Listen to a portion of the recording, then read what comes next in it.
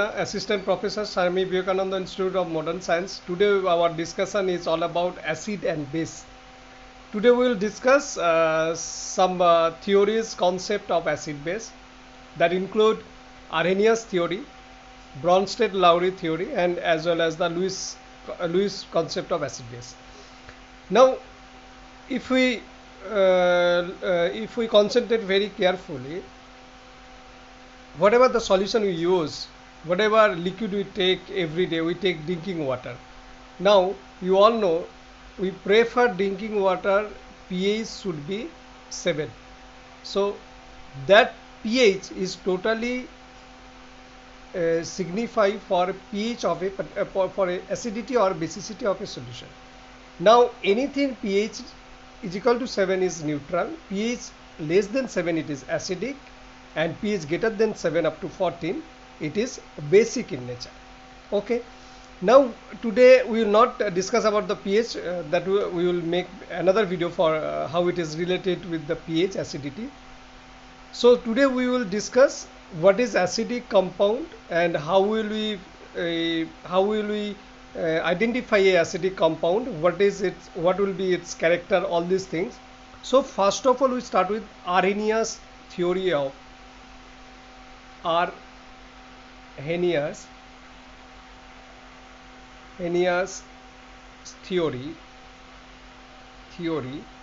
of acid base. Okay, now according to Arrhenius theory, any particular compound in aqueous solution of it produce proton H plus. Any particular compound in aqueous solution that produce OH minus, they are designated as base, and anything aqueous solution it produce H plus, they are designated as acid. Now according to Arrhenius, one thing I will tell you, if I take H2SO4, so when it is dissociate in solution, in aqueous solution, it will form 2H plus, 2 proton and sulfate ion, right?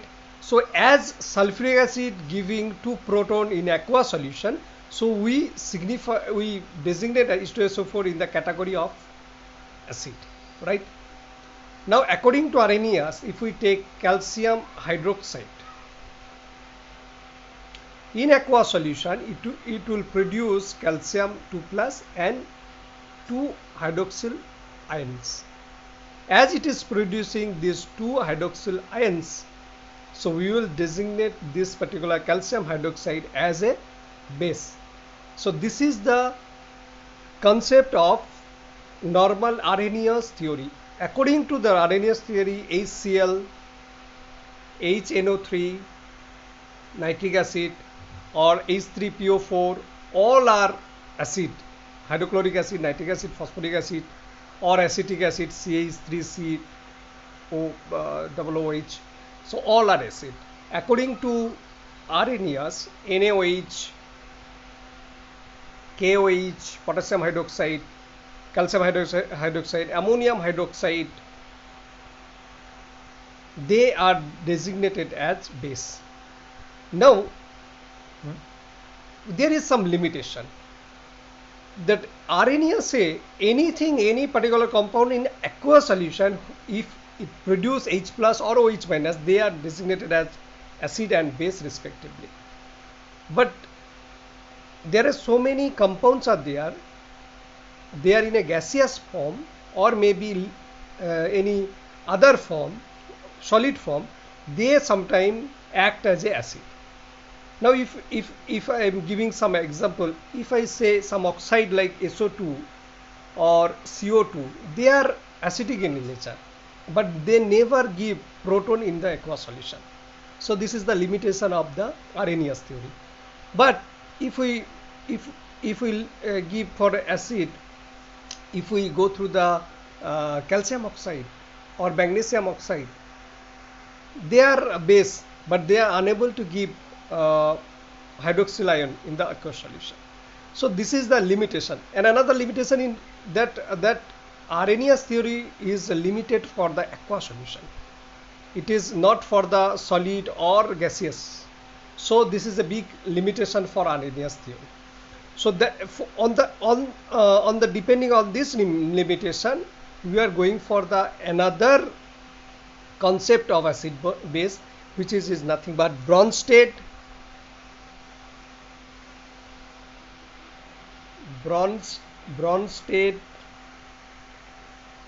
Lowry concept. Now in Bronsted Lowry concept, the acid base is designated in that way. A particular substance is called acid when it is giving proton. So if a particular compound is producing proton, that is called acid. If a particular compound that accepts a proton, they are designated as base. And I will giving one example: HCl plus ammonia forming ammonium ion and Cl minus ion. Now look very carefully. Here this ammonium ion coming from this ammonia, so it takes one proton from where? From HCl. So here HCl is the proton donor. So according to Bronsted-Lowry concept, HCl is acid. According to Bronsted-Lowry concept, ammonia is accepting that proton, forming ammonium, so it is a nothing but a base. Okay, and when HCl providing proton to the ammonia and it is forming another compound here, Cl minus. If HCl is a acid, so this particular Cl minus is conjugate base of acid HCl. Likewise, if this ammonia is a base, act as a base, so this ammonium is a conjugate acid. Now it is clear to all of you. That means a particular compound that producing or providing H plus ion, they are designated as acid, and anything that giving taken that proton, that is designated as base. I am giving another example. Say HNO3, nitric acid and methanol. So when they react, they form NO3 minus and CH3OH2 plus. Oxygen over oxygen, this positive. Now if you look very carefully, this particular nitric acid providing proton, losing one proton, that means providing proton to whom? To methanol. So nitric acid here act as acid, Bronsted-Lowry concept, according to Bronsted-Lowry concept, and this methanol that taken that particular proton from the nitric acid and forming CH3OH2. So that is nothing but, here methanol is a nothing but a base, and nitric acid is acid, and this nitrate is a conjugate base of acid nitric acid, and this CH3OH2 plus is a conjugate acid of base methanol. Here one another things that Bronsted-Lowry is given to its concept, that is any particular compound that easily or quickly ionize to form proton or to produce proton, or any particular compound very rapidly accept the proton, depending on that capacity of accepting and giving up or producing proton, the strength of acid base they calculated. That any particular acidic compound, if it is very fastly, very rapidly produce H plus ion, so it is designated as strongest acids. I am giving one example. CH3O is normally is acid because it produces CH3O minus and H plus. So it act as a very weak acid because normally very weakly it will produce H plus. But on the other way, when it is from conjugate base CH2O minus, it has a very strong base. It has a capacity of accepting H plus very rapidly.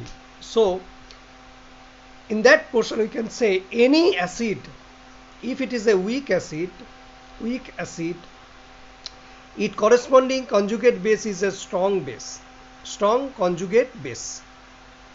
So that is related in that way. So they also providing one types of concept of strong acid and weak acid. After that we come to the last concept, that is nothing but Lewis concept. And Lewis dot concept is nothing but it is totally give you the structure or formula of any covalent compound, how they are electrically forming the bond and how the electrons are in a bond is oriented. But Lewis concept of acid base, Lewis theory of acid base is nothing but a particular compound is say acid if it can accept electron pair. So they are called acid. And if a compound can give up its electron pair to others, so itself is considered as a base. I am giving you an example of Lewis acid and Lewis base. Lewis acid H plus, ZnCl2 and Fe Br3 CH3 plus, anything plus, that means, or BF3 there. But Lewis base are H2O, ammonia, OH minus, Br minus, I minus, and all these things, they having the capacity, giving capacity of electron pair to the others. So I am giving one example. Ammonia having the lone pair and boron trifluoride. You all know boron having the vacant p orbital. So what happened? This lone pair is given to boron, forming these types of compound. Okay. 3 fluoride is there and 3 hydrogen is present there. So it is positively charged, it is negatively charged.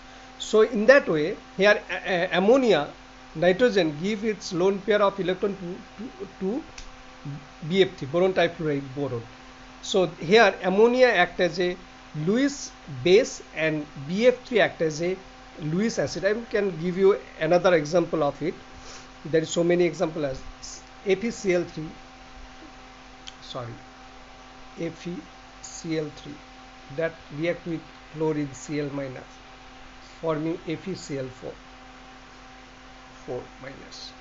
So here this act as a acid, this act as a base, is give its negative charge to ferric chloride, forming ferric tetrachloride ion. So there are so many zinc chloride that react with water. Also another example for the acid base according to the Lewis theory. Thank you so much. I think this will provide you some idea, basic idea about this theory and concept. And in the next class, we will discuss how this acidity or basicity is related with pH and buffer. Thank you so much. Thank you for watching. Thank you.